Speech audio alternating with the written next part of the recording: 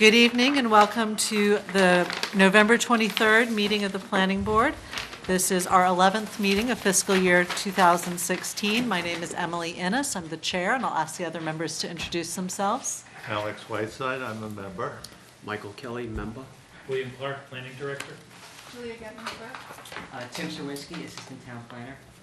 Brian Furs, member. Cheryl Tagayas, member. And tonight we are being taped but not broadcast live. I'm going to walk us through the agenda. We have quite a lot on our agenda tonight. So we are going to be looking at next meeting dates for both December and January. We'll then have citizens speak. Under new business, we have an informational presentation for 487 Blue Hills Parkway, and we have a discussion by the Planning Board on airplane noise. For our public hearing, which starts at 7:15, we only have one tonight. It is a definitive subdivision plan for 33 to 41 Pleasant Street. Under old business, we have the continued discussion and deliberation of conditions for the special permit and site plan approval for Thayer Nursery. We also have the zoning articles for 2016 town meetings, and in particular for the special town meeting that has been proposed for this early winter. So let us get started on the next meeting dates. Right now, we are scheduled for December 10th and December 17th. I have been in touch with the town administrator, Anne Marie Fagan, about dates for the special town meeting. The original set that I received had the special town meeting on September 25th. And I should say that we have multiple items coming up.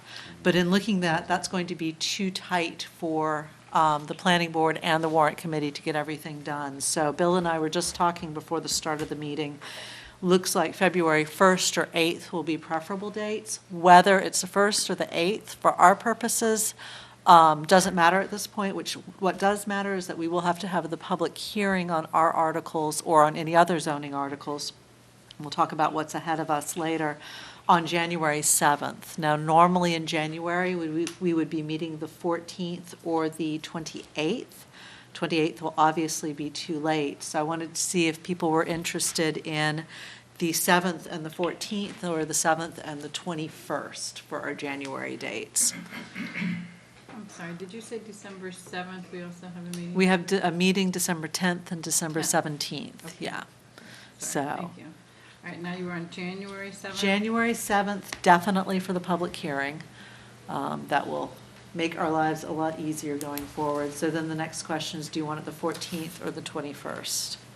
Or the 28th? Sorry, yes, 7th and then 14th, 21st, or 28th are your options. I think 28th would be a little late, so 14th or 21st would be preferable.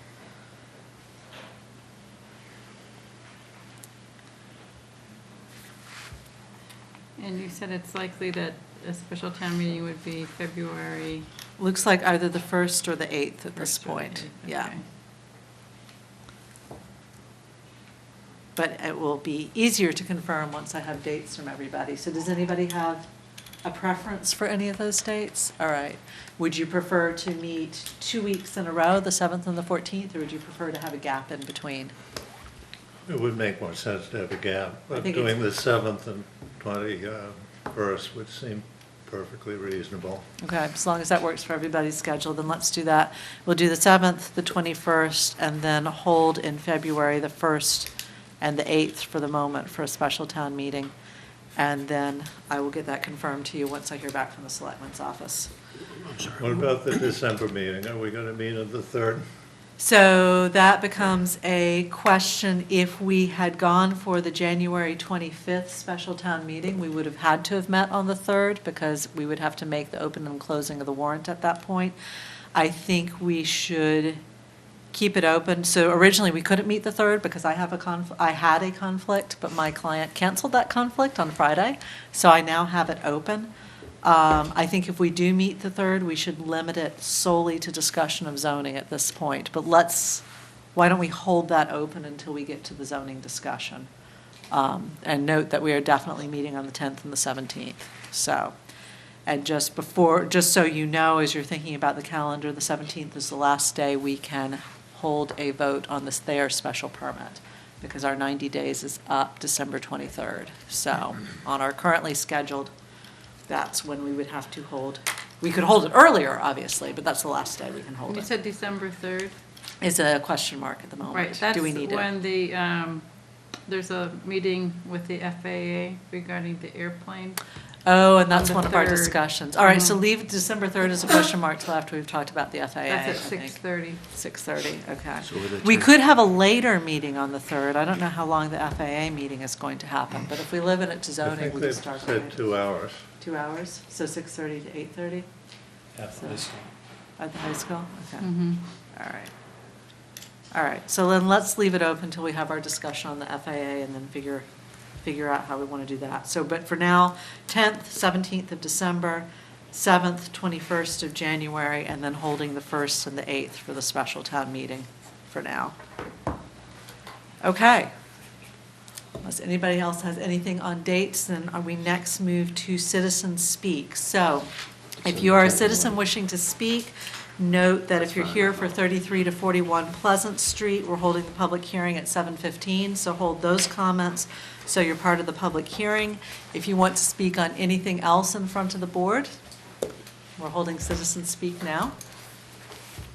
All right, seeing none, we're going to move on to, we have about 7 or 8 minutes before we start the public hearing. We could either do oh, yes, thank you, Tim. So Tim has a document for us to sign. Do you want to walk us through it quickly, Tim? So a few months ago, the board granted a site plan modification to a site on 2 Sugar Maple Lane, which is part of the Home Inc. Development. You recall it was a screened-in porch on an existing deck. Everyone agreed. It was kind of a no-brainer, but we still have to have documents. Right. So I'm going to bring this up on the board right now. This is just a quick, it should have been in your packets. This document here is identical to what you got, except for I made reference to the site plan that it was actually being modified, which was a site plan issued to Home Inc. On the 21st of June, 1979. And this is just a simple site plan modification. So the board has already approved it. This is just the document that needs, they're all signatures, so, I don't know. Does anybody else have any comment on the language? Bill, you look like you It might really have looks something. good. I like the structure of it, Tim. I'm getting the hang of these things. So, Bill? One, we forgot to do this back in August when we did this, or September. The other part to that is, there's another one of these coming right behind this, so we want to make sure this one's out, then we can deal with the next one. That makes sense. Okay, so if everybody's okay with it and you just want to pass it around for signature, Tim, that'll Does work this need out to well. be in blue ink or? At least, as Triple. long as at least one person has a blue pen, I of course have. I do not have black. blue. Oh, you've got a You have blue, blue? perfect. So, all right, so while that's going around for signature, is the person for 487 Blue Hills Parkway? Say that again? 487 Blue Hills Parkway, I have informational presentation. Is that part of the zoning discussion? Because if that's part of the zoning discussion, then we should That's hold the, it for that. that's the That's what I zoning. thought it was. All right, so we're holding, no, we're holding it until we talk about zoning. So we don't have to wait Wait, for you have that. to do. Unless you can do it in 5 minutes. Oh, Well, I didn't know if you wanted to talk about the airplane noise. Oh, well, In 5 the air, we can do the That way we airplane can do all the noise in zoning 5 at once. minutes. All right, so Alex had requested that the airplane noise be on It our just seems to agenda, me the so- planning board should authorize someone to say we don't like the noise and to say I speak for the planning board. And so a quick vote that we don't like the noise and specify good reasons for someone to appear at this. And perhaps, you know, it may be that the person doesn't speak, but submit something which Tim might send around for the public hearing. But we should, the planning board probably should be on record against this one. So then, members, do you wish to take a formal position on airplane noise? We have two options. We can take a formal position as the planning board on airplane noise, or we can obviously, members can speak as they choose to the issue. I cannot be at that meeting. I could be at a later meeting for us. I can't be at a meeting that starts at 6:30 that night. So Cheryl, you had a, Alex, are you referencing in support of the letter that the selectmen submitted? Well, the letter the selectmen submitted was pretty confusing. It's just that we don't think it's fair. We think that, the FAA shouldn't direct all the air traffic coming into Boston over us. I mean, it's pretty, and there are good reasons for it. I mean, it's not good for the people, it's not good for anything but the airlines. So, we should, I mean, it really is just a vote to oppose what's going on. So would it be that we don't want to see any increase as is potentially in the works, and we'd like to see reduction from what we have seen? We would indeed. We would like to see a significant reduction. We'd like to see them deal with aircraft noise fairly Right. and not, do it in the way they're doing it, which I guess is the least, they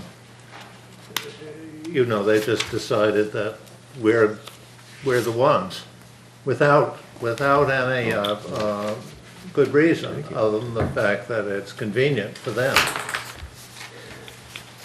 It's disproportionate. We're getting It's more traffic than- disproportionate and it's very noisy, and it's no fun for the people on the ground. we could if members are interested, we could certainly state our concern that it appears to be disproportionate, and that we would like a more equitable distribution. But it's not something we've yet talked about, which is why I wanted to make sure that all the members had a chance to respond. But maybe just a vote that we are in support of a significant reduction of aircraft noise, and then whoever's there can say, I bring this vote from the planning board, and then that person, whoever it is, can wax eloquent for whatever reason that person, because we don't have a written letter now, but we can vote to support the people who oppose this noise. Cheryl, Brian, Mike, any thoughts? It's a good idea. Cheryl? I think it's a fine idea. All right, why don't I make a motion that we do so? So can you just make your motion a little bit more specific? I make a motion that we authorize probably me. You have Unless time you to go. want to do it, I mean, anyone, we would usually authorize you to do it. Unfortunately, prior client conflicts. so- Authorize me to make known to the FAA that the Planning Board of Milton opposes the current situation where a disproportionate amount of noise is being, of aircraft and consequent aircraft noise is being directed over Milton. Okay. And we urge them to be equitable and fair. Right, Second. Second. Any other comments, discussion? All those in favor? Aye. Right. All right. Thank you very much, and that takes us to just past 7:15. So we're going to open the continued hearing on the definitive subdivision plan for 33 to 41 Pleasant Street. As per usual, I'm going to read out the rules for the public hearing process as people come forward. We're going to have a report from staff on the outstanding items and new information received, and an update from the applicant on those outstanding items. Take questions from board members, and then we'll move to testimony from members of the public, and I'll read out those rules when we get to that point. We'll then identify any outstanding items for the next meeting and determine our next steps. And I understand that we have our peer review consultant, Lisa Eggleston, is also here to speak tonight. So, Bill, I'm going to turn it over to you for the report from the planning staff. unless you'd rather Tim do it. I wasn't sure who was following this one this week, so. I didn't follow with it. Okay. We have an updated statement of development effects. Great. A declaration of trust for the proposed homeowners association for the subdivision. Yep. And then there is a letter from Eggleston Environmental regarding our peer review consultant's comments on the drainage for the site. So that's, you should have those 3 documents handy. And that's what we received. There was a site walk on Saturday of the 3341 Pleasant Street site. So some board members got a chance to check that out. Excellent. So, Paul, I'll turn it over to you for your update. Obviously, introduce the two of you for the record. Good evening. My name is Paul Sullivan, Smith Road, Milton. Rob Celebrity, the applicant.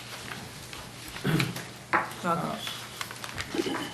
So I'd just like to, there's been a series of things that come up and we haven't been able to obviously adjust the plan for all the items, including the drainage report. But just quickly on the drainage report, I think some of it has to do with, it was an older plan that was reviewed and that we've updated it in the meantime. And so some of these items may have been addressed, but we sent this on this morning to our engineer, and so he's going to work on and addressing these issues, and he may wish to speak directly to the consultant to discuss whatever issues that are on this. It'll probably, take a couple of weeks to address all the items on it. Regarding some of the issues that come up in the last meeting, we had talked about, I would submit a legal opinion from my attorney regarding Lot 9 and the rights. It's more regarding 41 Pleasant Street and the rights of the owner of 41 Pleasant Street to access and to improve the 33-foot road that runs through the horse farm. Actually got some small plans here. Hey, Bill, some plans for people. So, a couple of weeks ago, I did meet up there with Greg Zazula and discuss one of the issues regarding the horse farm in abutting Lot 9 was a buffer between 9 and where he keeps his horses. So we agreed on a location and some plantings that will be included in the plan. Regarding the attorney is Matthew Gaines of Marcus, Rico, Emmer, and Brooks. They're from out of Braintree. It's a firm that specializes in real estate and condominium law. And I had sent him the title work that I had submitted earlier to the planning board, and he had reviewed it. And I believe you all have a copy of the letter he had submitted to me. And he basically says that that 41 Pleasant Street, the O'Neills have rights and the future owners to improve and access that way. And so one of the issues is obviously that right now that it has not been improved. We intend to submit a pretty detailed plan of the improvements we're going to make to the way. They're not completed. The survey crew went out there the end of last week and located some additional existing condition information, and prior to the next hearing, we will be submitting a detailed list of improvements we intend to propose for that right-of-way.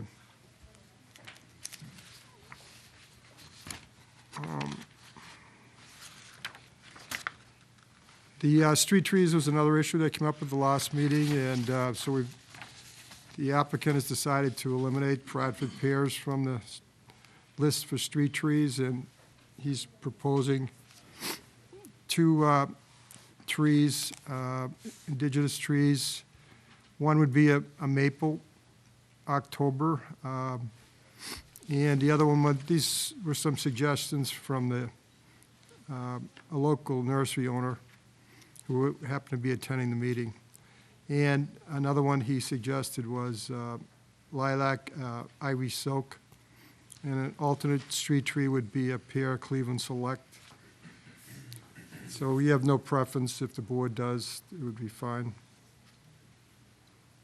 The streetlights came up also, and I guess the town has a new lighter preference in post. Once we receive that, we could incorporate it into the construction plans. The applicant was also, we discussed a little bit on Saturday at the site walk. There's an existing retaining wall, small landscape wall, all along Pleasant Street that where 33 and 41 Pleasant Street are, and it varies in height probably from 18 to 24 inches. The applicant intends to proposes to rebuild that wall and do a series of foundation-type plantings along it, set in a mulch bed. We've eliminated any arborvitaes along Pleasant Street, and also we're willing to consider some other indigenous trees along Pleasant Street that would be similar to the ones for the street trees. And finally, the homeowners association came up if it's to maintain the private way, and we submitted a draft of those homeowner documents.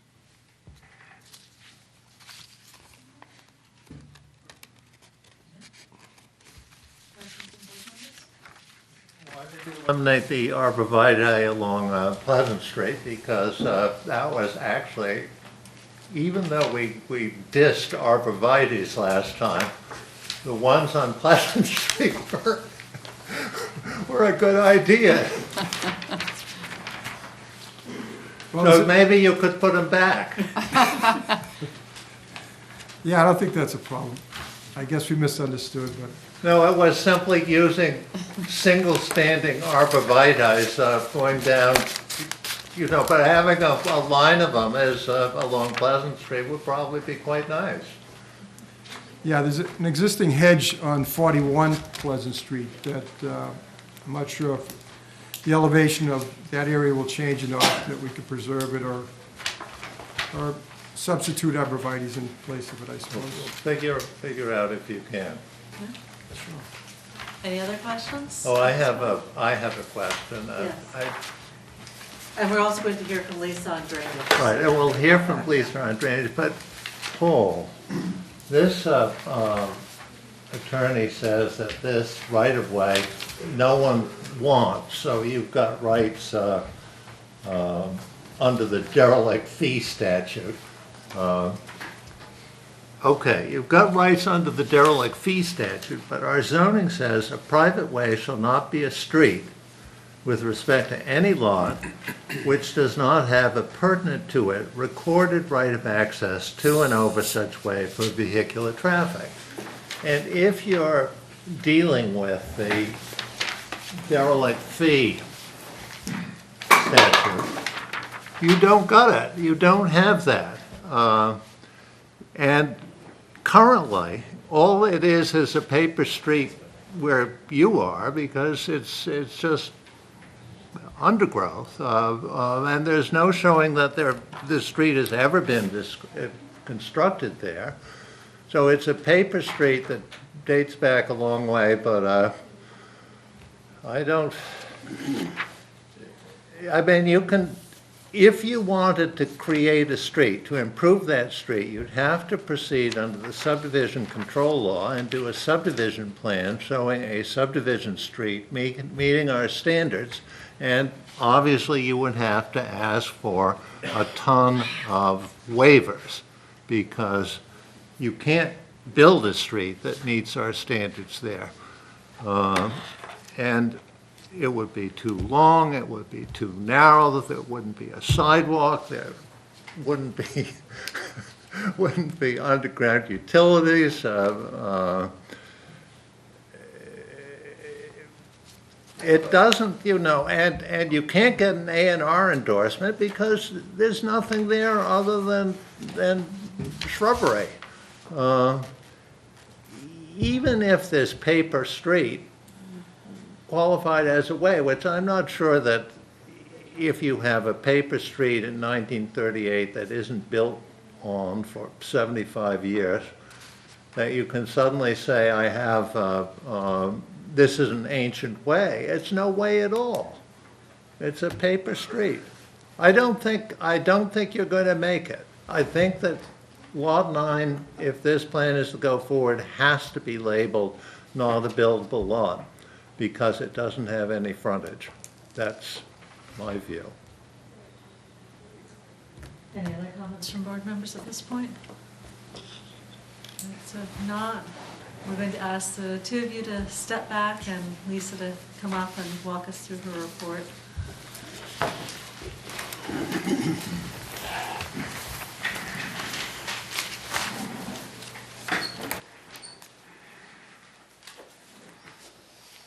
Welcome. Thank you. For the record, I'm Lisa Eggleston, professional engineer hired by the planning board to conduct a peer review of the stormwater drainage design of the project.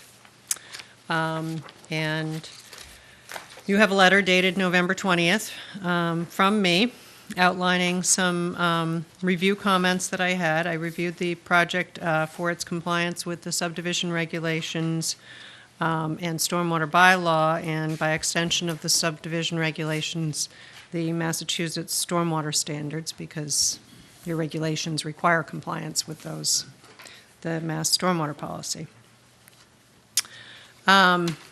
I don't know if you want me to go through each element of this. It gets fairly technical. And what I did hear earlier was that there may be some discussion, with the engineer working on the project. I'm more than happy to have that discussion at the board's, if the board is okay with my interacting directly with that individual. Sometimes it's easier to hash through this stuff and clarify. I was going to Yeah. suggest, give us Okay. a summary of the. Okay, so the those high pertinent points, issues. couple of things. The Milton's regulations actually call for drainage systems to be designed for the 100-year storm. That's actually fairly unique, by the way. Most towns require it 10, 25 years. But in any case, they need to analyze for the 100-year storm, and we need to understand where the water's going. If it's not going into the drainage system, where is it going? And most importantly, is it going to drain onto the street at an increased rate and cause flooding problems? So I highlighted a couple of concerns I had with the calculations themselves, how they were done, but most importantly, the fact that there was a statement in the report that it is not designed for the 100-year storm. And so that question still remains as to where the water is going to go. There will be an increase in runoff, peak runoff rate, just by virtue of adding impervious surface on the property, and so that needs to be controlled. So that was one concern. Another is having to do with, there is a presumption in the drainage design that all of the roof infiltration, or all of the roofs, runoff from the roofs of the new homes would be infiltrated on site. But there are no designs presented for that. In all likelihood, there aren't designs for the homes. You don't know how big they're going to be, and so forth.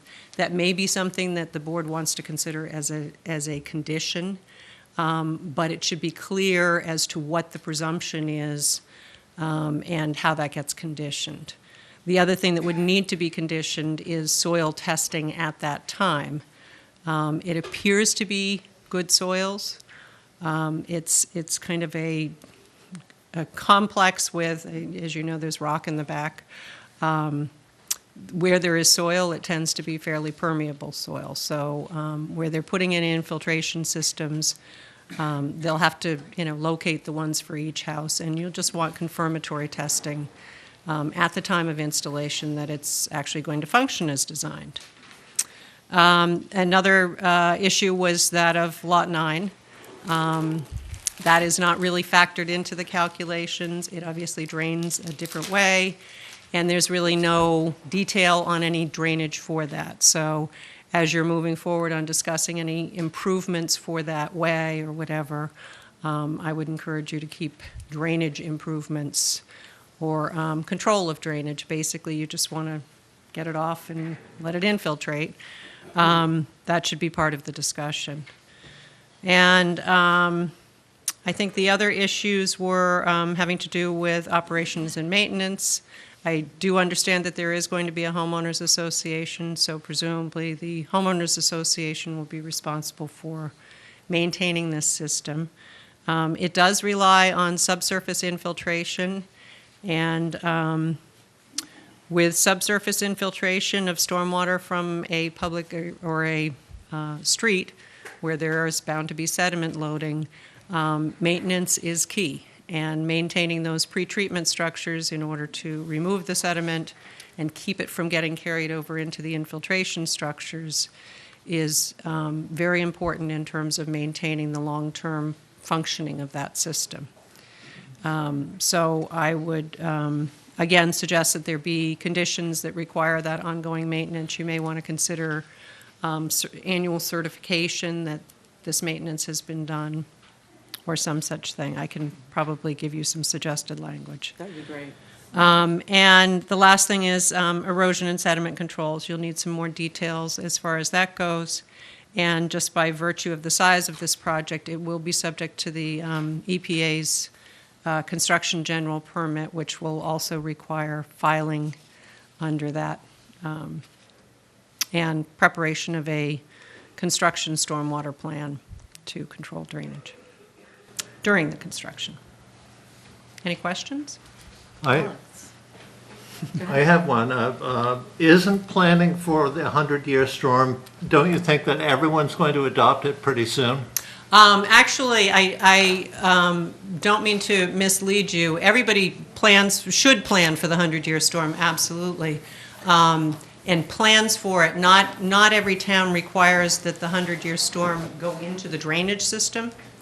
You know, the pipes themselves sometimes, and catch basins generally are not designed to get a 100-year frequency storm. Sometimes they're expected to back up and get street flooding and so forth, but that should always be analyzed.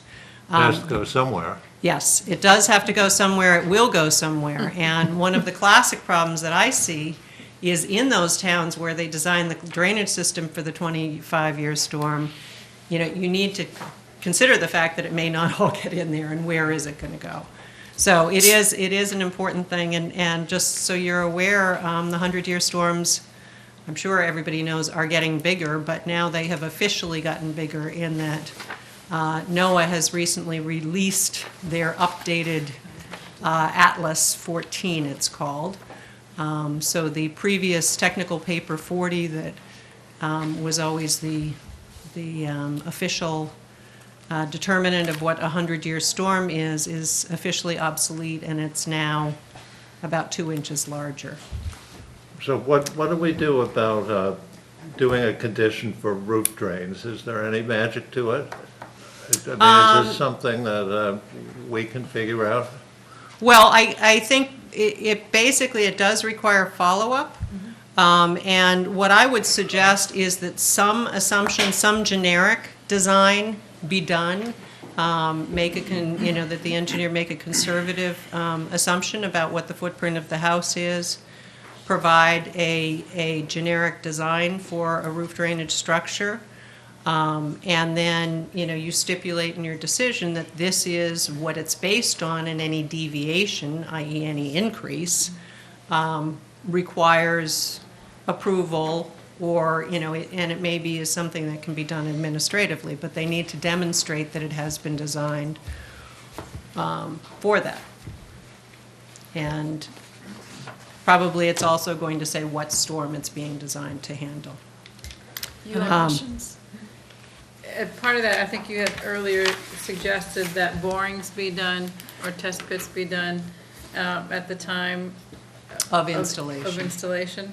Yeah, So is that I, is that just the main system, or is it at the houses as well? at the houses, At the at the particular locations too. And, you know, generally, every infiltration system should have test pits. I think I'm reasonably comfortable, given the nature of these soils, to say that it can happen at the time of installation. Because at this point, they're not going to know where those roof drainage structures are going to go. But when they're grading the sites and building and everything, they can dig the holes. And basically what it is it's part of the installation process, but they go out there and they dig a bit deeper to go a couple of feet below, just to confirm that in fact they're not encountering bedrock. So, you know, you're not putting the system right on top of bedrock and/or groundwater. So it's really a two-step process for for when they do the homes? There's a design confirmation that what they're going to put in is what they had accounted for in the calculations that are going to be done now? And then, does that follow the test pit, or does that design work follow the test pit, or is that? No, the test pit Sequence. the test pit is assuming that, you know, the infiltration rate that they're using. And I think that's valid. The way we design stormwater is based on the soil type, the mapped soil type, so that's valid. They don't need to go out and do perk tests. But it's really just to kind of take a look. And it's mainly to determine that there's clearance to bedrock and groundwater. So I think that it is, you know, it's safe to assume that the soils will be acceptable and to provide, you know, a generic design. And I think what this would entail is basically that the applicant's engineer, you know, for each home, basically as they're, I don't know if this is going to be done, you know, on spec or how it's being done, whether they're custom-built homes. But basically that, you know, they provide to the planning board or to your administrators that the roof drainage has been, in fact, installed in accordance with those conditions. Which are basically that the system, you know, that the roof drain system is designed for, you know, however you're going to define it, 2 inches of dead storage off of whatever the roof area is. You could stipulate it that way so that then they have to design according to that. So they would submit that when they're submitting their plans for construction of a home to the building Correct. department? Correct. Yeah. Mike, Ryan, anything? Any questions? The Caltech system itself, the volume of that system should be sufficient to receive all the water, correct? I mean, the If it's, soil, yes, the soil that it's sitting in doesn't necessarily have to permeate a lot of the water away. I mean, the system itself should contain the volume.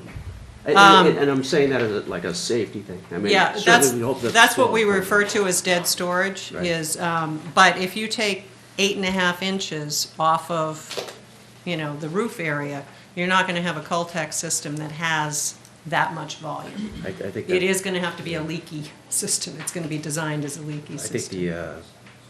the importance of your test pit would be where's the groundwater. Yes, although in this particular type of soil, it's generally fairly deep. So again, It's the bigger risk is where's the bedrock. Okay. Because either one will prevent the infiltration. And really, you know, it is appropriate to design a roof infiltration system for something substantially less than the 100-year storm. You know, if you design it for 2 inches over the roof area, that's going to get 99% or 95% of the recharge, which is part of the objective. Would the 2 inches equate to, would that equate to a 20-year storm? No, it's actually 2 months, 3 months. I think we had close to that last week in some places. But if you get the first 2 inches of runoff, the larger events are very infrequent. And then, you know, I think I also suggested that they, you know, direct roof downspout overflows So when you have a roof leader that comes into the ground, you have a place where it overflows, and you just direct that onto pervious surfaces, onto the grass. And it will infiltrate. It's less likely to be contributing directly to street drainage. Any other questions? All right, so thank you very much, we appreciate it. I'm comfortable with Lisa working directly with the Yes. applicants, so, okay, so yes, please work Okay. directly. And do you want me to stick around for the hearing? That'd be great, yes, thank you. So we're going to move into the public testimony portion of this. I'm going to read those rules. So wait to be recognized before speaking. Come to the table and give your name and address and speak into the microphone. When you are done, please leave the table. All questions or comments must be directed to the chair.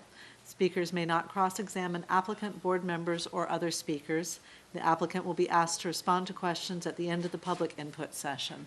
Does anybody wish to speak to this matter? All right.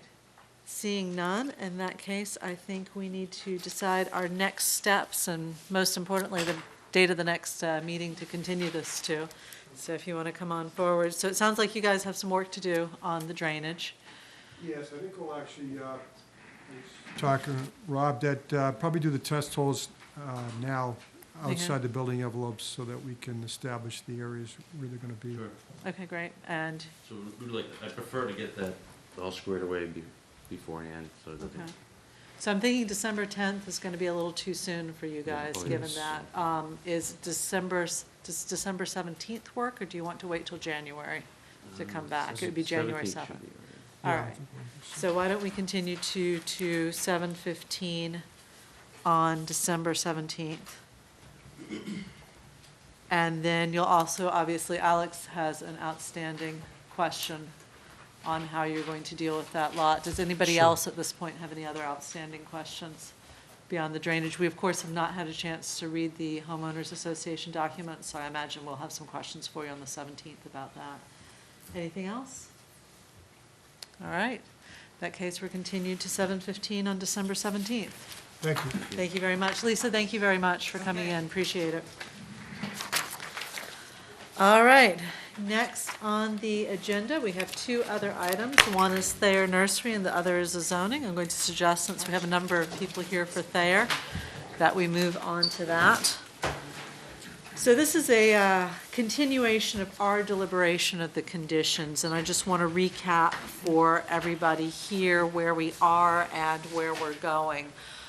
This is a special permit. It requires, if it is to be passed in favor, it requires 4 votes. It has 4 votes eligible to vote on it.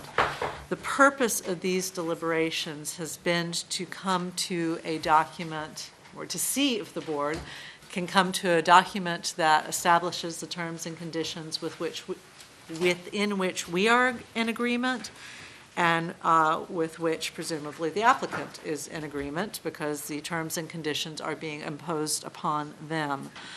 We are on the 3rd draft of this process. At the end of our last meeting on the 9th, I had requested that everybody, that we had gone through all of the outstanding issues that had been presented so far.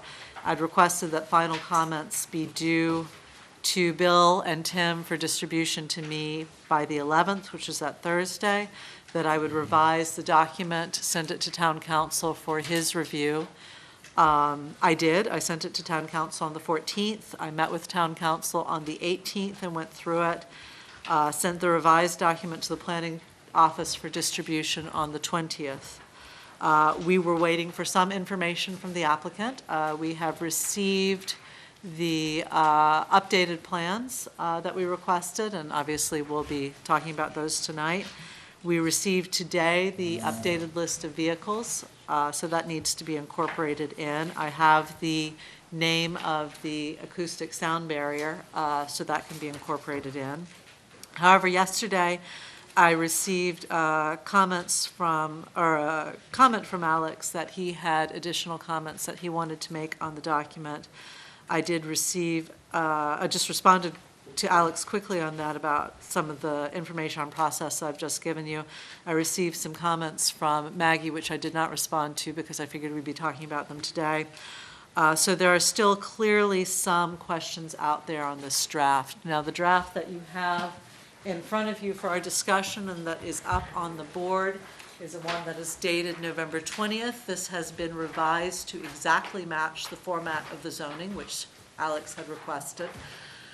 As I see it, we have two options in front of us tonight. Well, we've got three. I mean, we could vote on it, but it's not complete, and because those changes that, or the information we received today has not yet been incorporated. So it seems that voting on the document tonight would not be a sensible idea. So we have two options before us. We could go line by line through the document tonight and identify all outstanding issues. Tim is prepared to make those changes to the document as we go through it, and presumably be done with a document at the end of tonight that we could have a vote on the 10th. So that's one option. The other option that we have in front of us is we could ask all of those people who are here present tonight that have final comments on the document to turn them into Bill and Tim for distribution on the 3rd and discussion on the 10th, at which point we would resolve all outstanding issues and vote the document whichever way it's going to be voted on the 17th. The 17th, as I've said, is the last time we can vote this document unless we wish to add another meeting prior to the 23rd. So, because on the 23rd, our 90 days runs out. If the planning board has not taken action by the 23rd, then the application is deemed to have been constructively approved. That is not a situation we want to be in because it raises all sorts of major headaches. So, most of them legal.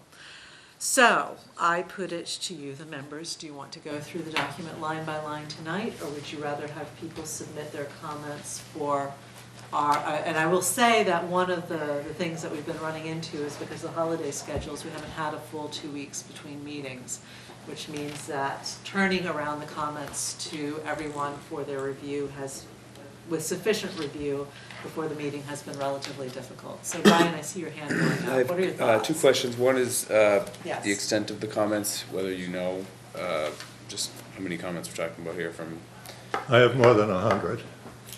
okay. Yeah? Thank you. The second question I had was with regard to town council's opinions on the document. So town council, the text in red, I mean, other than where it says draft and last updated, the rest of the text in red are the changes after my Town meeting council with them. review. Yeah, and I should say, just so everybody is aware, that what I did was, we had the draft at the last meeting. I made all the changes that were brought up at the meeting that we had discussed to that draft in its then format, identified them with the comments, and so you have that.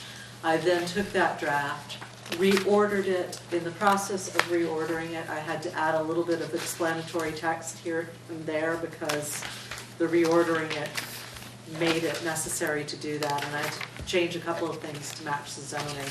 So it's not a precise match, but it's as close as I could get it. That's what I went over with town council. I provided town council with both drafts.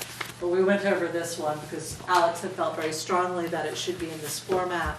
Town council agreed. So what you see is on this is what I went over with town council. The changes in red are the changes that I made in response to that discussion with him. There are a couple of other minor text changes that I made after the discussion with him, but they're not material. It's more explanatory or flow of information so that it reads correctly. I don't see too many red comments in here. I mean, in other There words, aren't that many. It's everything's mostly in the incorporated. appeal. So you've got Hang everything on, in Alex, here. I see your hand. It's mostly in the appeal section at the end, the process for appeal at the end, and Okay. there was one other section that we But looked at. I guess the point is you've got most of the comments from the attorney in here. Yes, They go yes. into it. Yeah, their comments are all in there at the moment. Alex, yes. As I say, the way I review these things are that I take what there is. I don't read the comments. I read the text. And if it's right, great. If it's not right, I make a comment.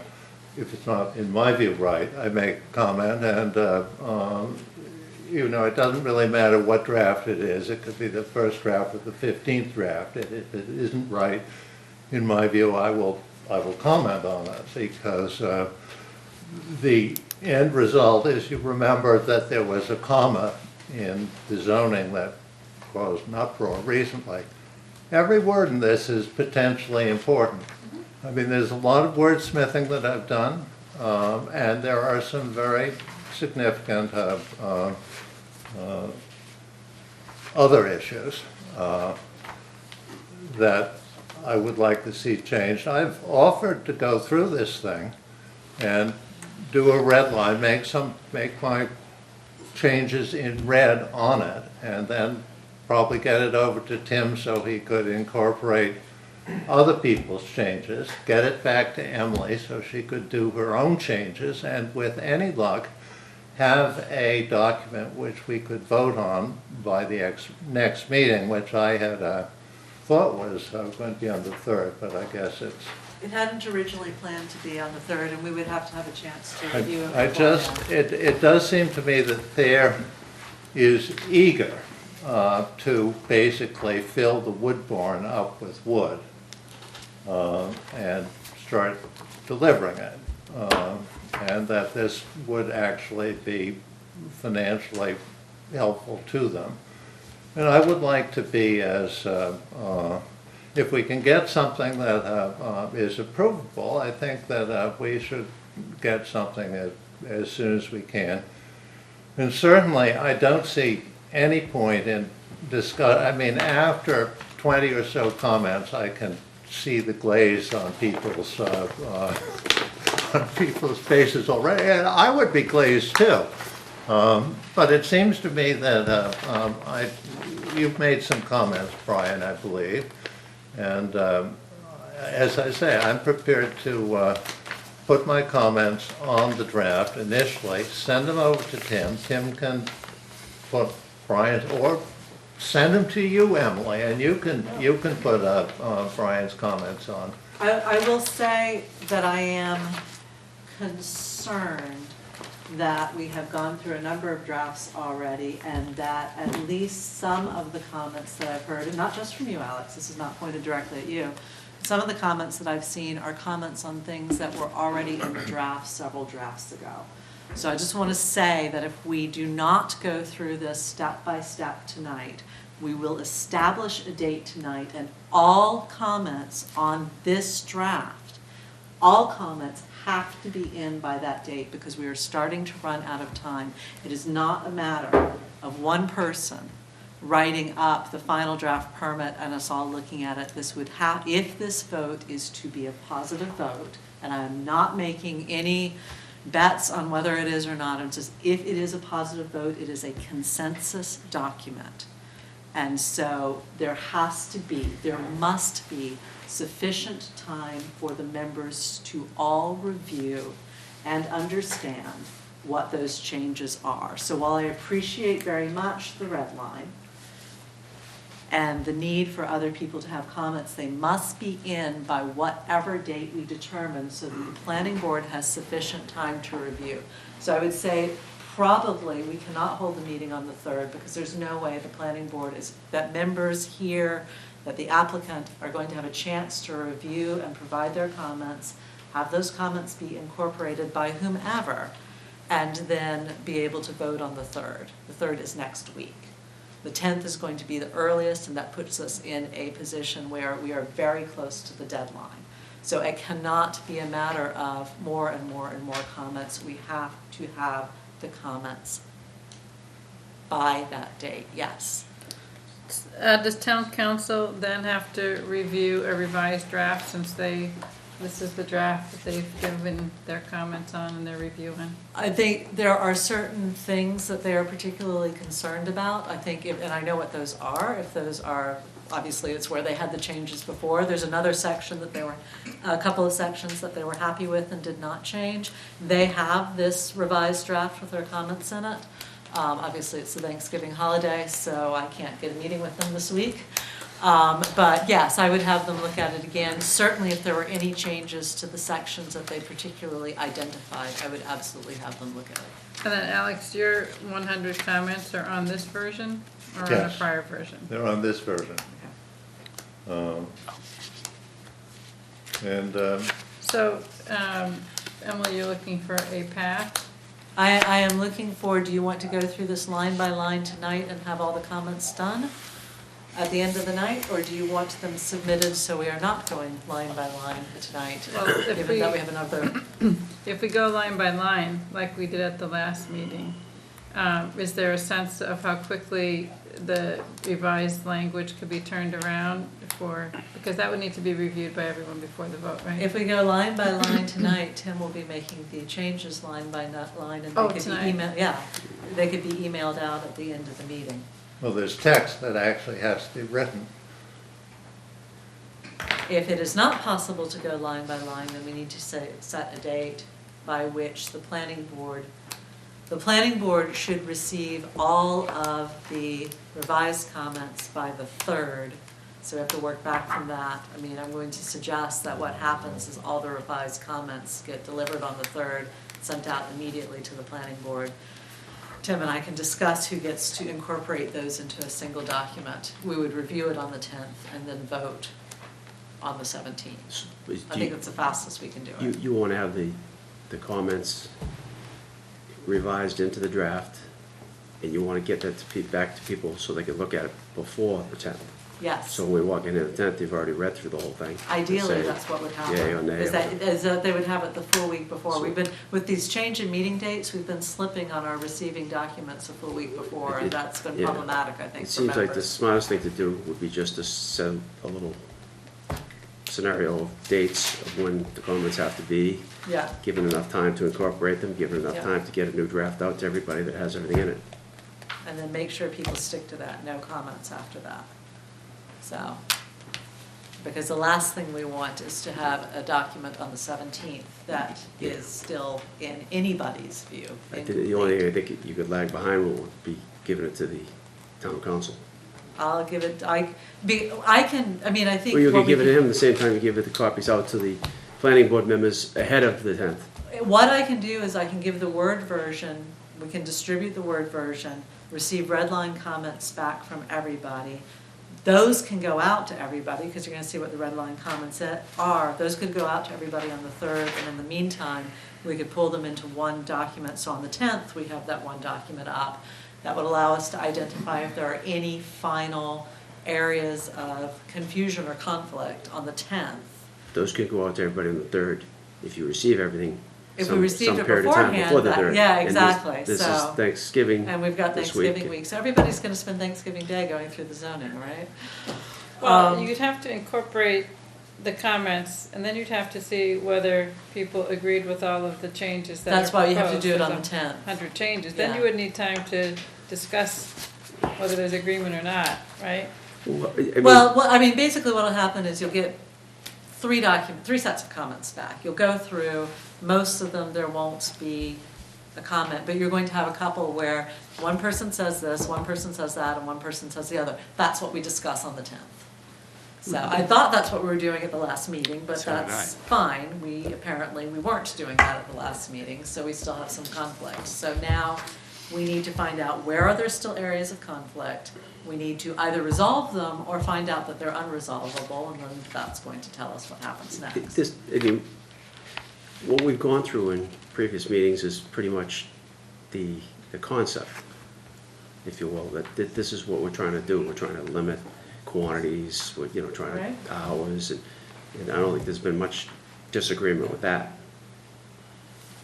as far as what's I in have here right not now. seen- I mean, Right. if the comments are wordsmithing, if you will, then, it would seem to me that most people, if the intent is still the intent, if it's said slightly differently, I think if there's For legal reasons or whatever. Mike says, if there are changes to the concept, then it seems like those should be discussed in the meeting format now. If it's wordsmithing, which is really just trying to clarify the language, that's something that people can look at and see if it helps it or not.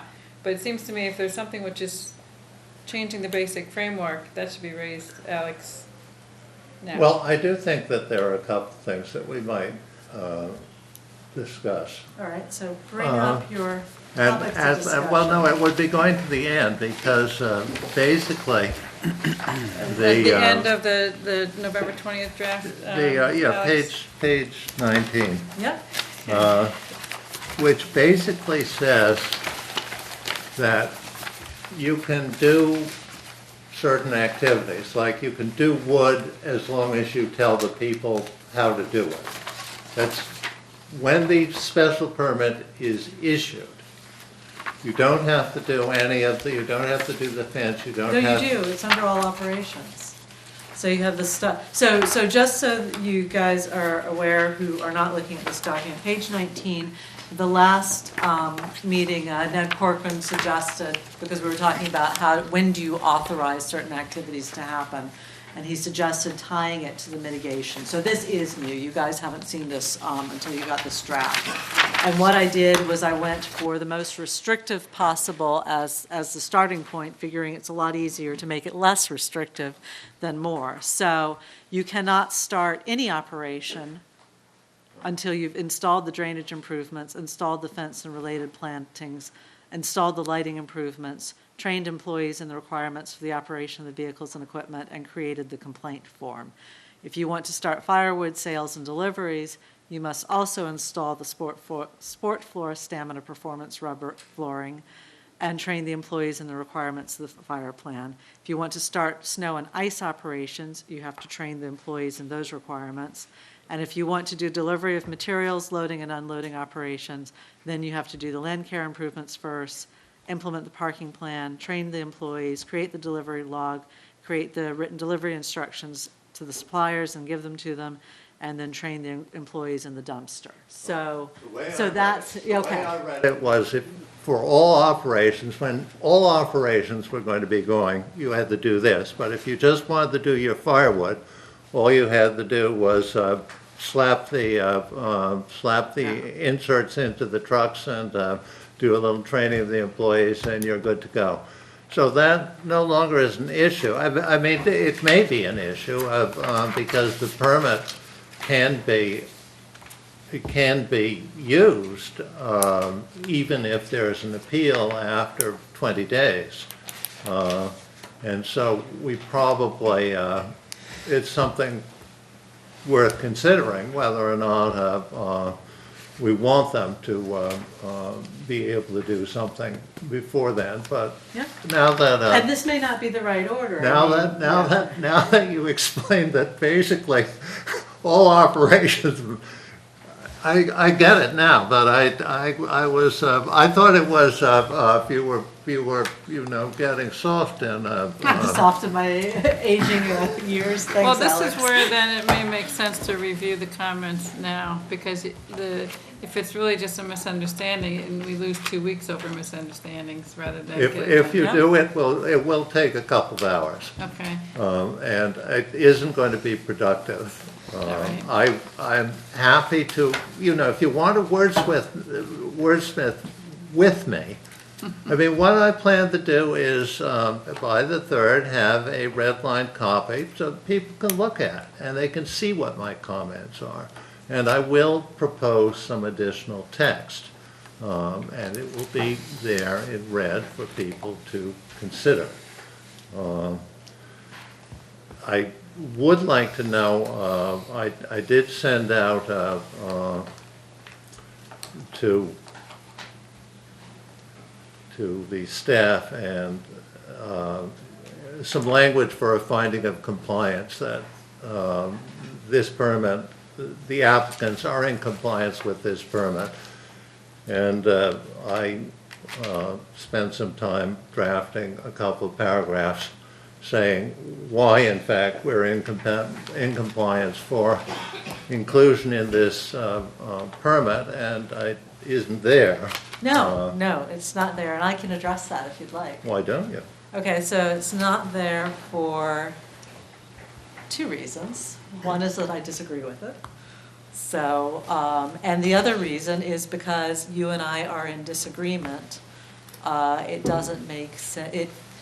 In talking with town council and presenting to him the areas where you disagree and I disagree, town council felt that what was in the current purpose section on page 2 was sufficient for this draft. And No, but the purpose section doesn't address And the the eligibility of the applicant to You know- apply for the permit. we don't often actually address the eligibility, We actually do. well, Alex, I think we could probably have. Since a- I write the permits, I should know. Yes, well, you do write a lot of things, don't you? Yes. I would just say that town council did not think that either your argument or my argument needed to be in there. If you want to Well, propose some I other would, language, that's has fine. town council provided anything in writing? Town council would be happy to meet with us, but was Has he unfortunately not been provided able. anything in writing? There was a document from him that you were going to distribute at the end of another meeting. I'd Oh, like yes, to I haven't see done it. that. Okay, I will see what I can do, Alex. All right, so Fair you've eliminated that. Someone could have told me that you were doing this. But, okay.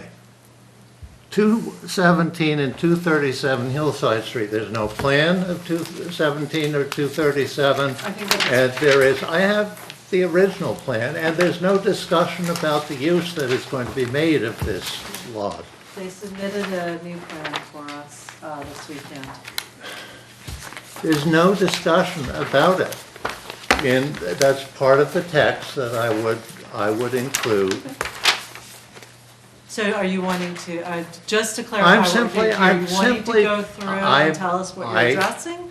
Or do you want to do it in the red line comments? I would from like to board? do it in the red line copy. I think it would, I don't see that it would be at all productive for the board to get it all orally, and then you're taking notes down, and then you try and interpret the notes, and you don't get what I want. So, Tim, if you were to receive comments by red line and be able to incorporate them into a single document, and